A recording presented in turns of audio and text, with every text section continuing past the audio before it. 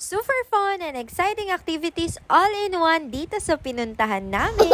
Enjoy din naman ng mga parentals, lalo na si Mommy Ann. Kaya naman, samahan nyo kami for today's video.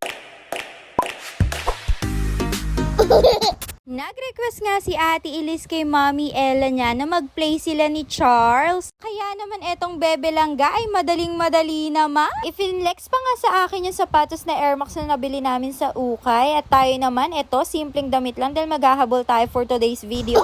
Sobrang wala talagang kakulit-kulit tong anak ko.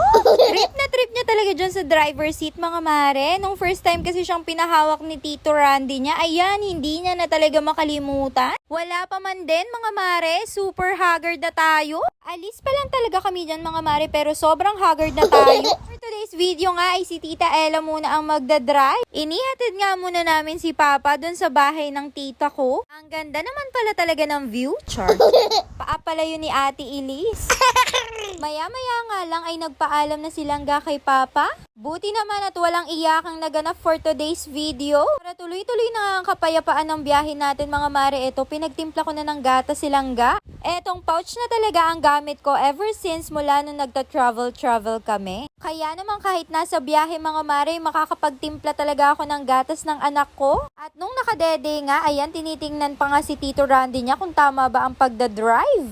Maya-maya lang, mga mare, ay nakatulog din sa biyahe.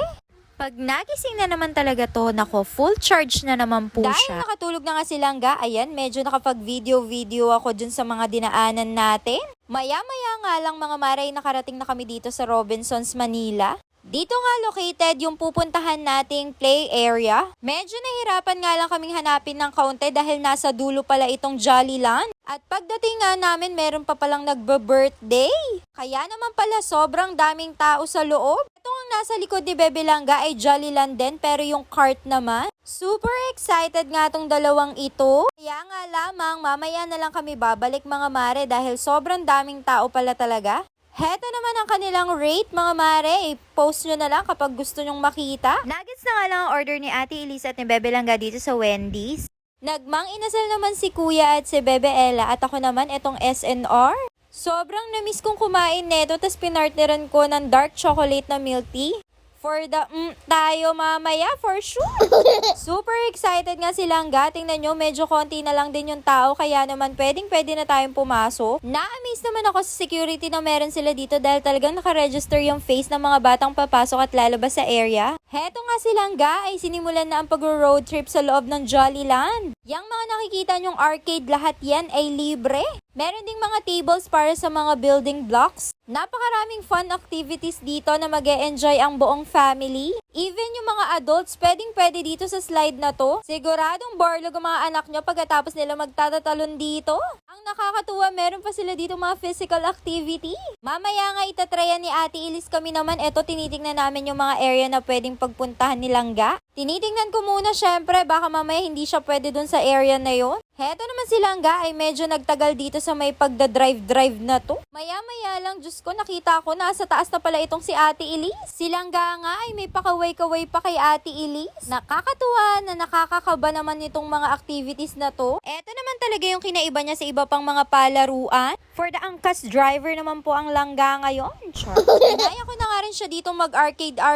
At maya-maya lang, buti na lang, nagaya naman siya dito. Ginagaya niya nga ako dahil binabato-bato itong nasa screen. Nga lamang, hindi umaabot yung pagbato niya ng bola. Kaya lang, dito naman pumunta at gustong-gustong mag-slide sa merong neon colors na to. Hinayaan ko na nga siyang umakyat, kaya lang nung napansin na hindi ako sumunod, mga mare, ay gusto na kagad bumaba.